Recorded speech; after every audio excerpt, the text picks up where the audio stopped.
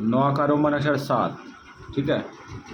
9 का रोमन अक्षर 7 पहले जांच करेंगे कि ये अद्वितीय हल है कि नहीं, ठीक है। अद्वितीय हल होगा तो ग्राफ खींचेंगे, अन्यथा नहीं खींचेंगे, ठीक है। तो इस प्रकार से इसको उतार लिए रोमन अक्षर 7 का।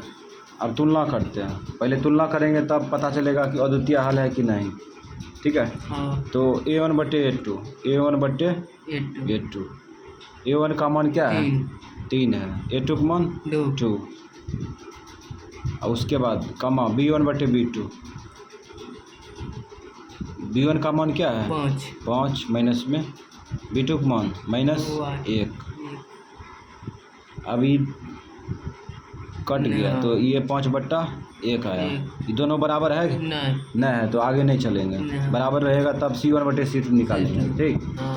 तो यहाँ पे चूँकि करके लिखेंगे, चूँकि a1/a2 बराबर नहीं है b1/b2, ठीक। इसीलिए अद्वितीय हल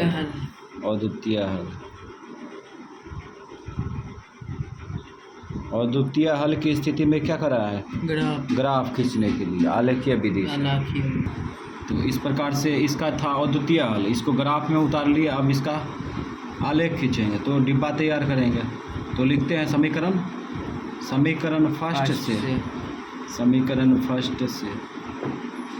तो इस प्रकार से समीकरण फर्स्ट उतार लेंगे। 3x माइनस में 5y बराबर -1। x का मान डायरेक्ट फेंक देते हैं, x बराबर हो जाएगा -1 + 5y/3। तो इस प्रकार से अब डिब्बा तैयार करेंगे।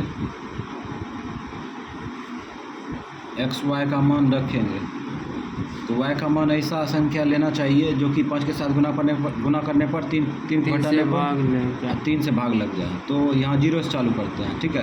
0 रखेंगे तो यहाँ पे 5 × 0 0, -1 में 3 से भाग लगेगा नहीं लगेगा।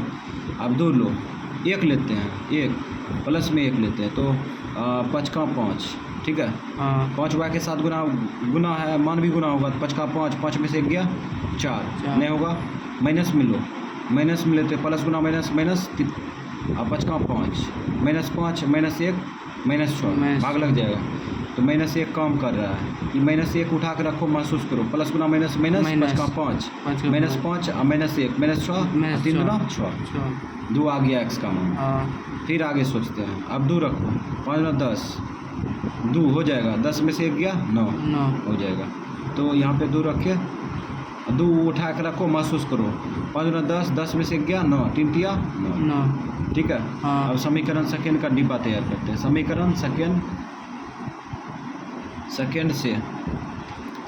सेकेंड क्या है 2x - y बराबर -3। तो इसमें भी x बराबर लिख देंगे शॉर्ट में -3 + y/2। तो इस प्रकार से इसका भी x का मान दाहिना साइड में फेंक दिए। अब क्या करेंगे, डिब्बा तैयार कर लेंगे। और इस प्रकार से डिब्बा तैयार कर लिए। अब यहाँ पे क्या करेंगे, y का मान वैसी संख्या लेंगे जो कि 3 के साथ घटाने पर 2 से भाग लग जाए, ठीक है। तो 0 से चालू करते हैं। 0 रखेंगे तो -3 होगा, -3 में भाग नहीं लगेगा, ठीक है। 1 प्लस में रखते हैं, 1 प्लस में रखेंगे तो हो जाएगा है ना। घट के -2 होगा, भाग लग जाएगा। तो यहाँ पे लेते हैं 1 प्लस में 1 लिए ना। अब 1 उठा कर रखो, महसूस करो तो -2 हो जाएगा ना। -1 प्लस -3 + 1 -2, अब भाग देंगे तो -1 होगा, ठीक। उसके बाद फिर आगे सोचते हैं। अब माइनस में 2 लो, तो माइनस में 2 लेंगे तो -5 हो जाएगा ऊपर में, है ना। -5 में भाग नहीं लगेगा तो 4 लेते हैं, ठीक है। 3 लिए थे, 3 नहीं लिए थे, चलो 3 लो। प्लस में 3 लेंगे तो 0 आ जाएगा, हो जाएगा। यहाँ पे 3 लेते हैं, 3 उठा कर रखो, 3 +3 -3 0, और 0 में भाग देंगे 2 से क्या आएगा 0 आएगा। 0 में कोई भी संख्या से भाग देगा 0 ही आएगा। तो इस प्रकार से ये डिब्बा तैयार है। अब इसका ग्राफ खींचेंगे, ठीक है।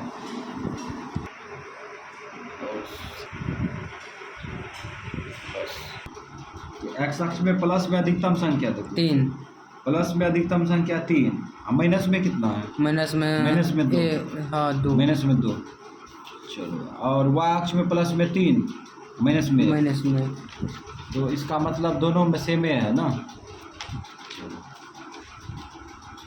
प्लस में लेते हैं, इधर प्लस में, तो इधर लेते हैं 3, ये 0 समझ लेते हैं। 1 2 3 प्लस में 3 एक्स अक्ष में, 1 2 एक्स अक्ष में माइनस में अधिकतम संख्या कितना है? 2। माइनस में 2, हाँ ठीक है, माइनस में 2, माइनस कॉमन ले लेते हैं, दोनों को कम करेगा, 1 2। इस प्रकार से अब 3 मार दिए, ये एक्स डैश हो गया। वाई अक्ष में प्लस में अधिकतम संख्या 3 है, 1 2 3, तो 1 2 3, ठीक है, ये वाई डैश। और इस प्रकार से अब नीचे में जाएंगे, नीचे में माइनस में 1 है, माइनस में 1 है ना, माइनस में 1, माइनस में 1 है वे किया, ये कॉमन आ जाएगा। अब यहाँ पे 3 मार देते हैं वाई, ठीक है।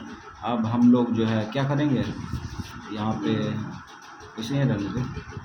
अब हम लोग जो है इसको क्या करेंगे, इसी प्रकार से ये पूर्णांक का जो है आलेख खींच देते हैं।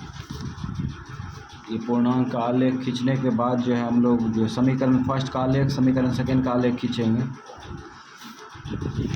तो यहाँ पे -2, 1 है, -2, -1, तो -2 इसमें एक माइनस में है दोनों, तो यहाँ पे आ गया। संख्यों पे आ जाएगा तो कोई दिक्कत नहीं है, ठीक है, लेकिन जिसका लोकेशन जहाँ रहेगा वहाँ पे लिखना पड़ेगा। उसके बाद यहाँ पे 3, 2, 3 प्लस में 2 प्लस में यहाँ पे आ गया। अब क्या करेंगे, दोनों बिंदु को मिलाएंगे, ठीक है।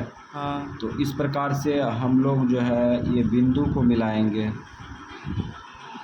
तो ये दोनों बिंदु एक सीध में रहना चाहिए, ठीक है। समीकरण फर्स्ट का आलेख खींच दिए। अब समीकरण सेकेंड में देखते हैं। एक्स अक्ष में -3, वाई अक्ष में -1, वाई अक्ष में प्लस में। तो यहाँ पे देखते हैं -1 और प्लस में 1, यहाँ लोकेशन है, यहाँ पर रख दिया। उसके बाद फिर आगे देखो 0,3 है, एक्स अक्ष में 0, यहाँ पर होगा, और 3 प्लस में यहाँ होगा। तो इस प्रकार का लोकेशन आ गया। अब हम लोग जो है इसको खींच देंगे, कटेगा ये बिंदु, ठीक, और ये बिंदु को ले जाते हैं कहाँ पे, कटेगा। ये तीसरा बिंदु यहाँ पे कट रहा है ना, तो इसका मतलब ये तीनों सीध में जाएगा। चलो सीधे में लेकर चलते हैं। समीकरण सेकेंड का आलेख खींचे तो समीकरण फर्स्ट का आलेख जो है एक बिंदु पर कट रहा है ना, यहाँ पे यही होगा आंसर।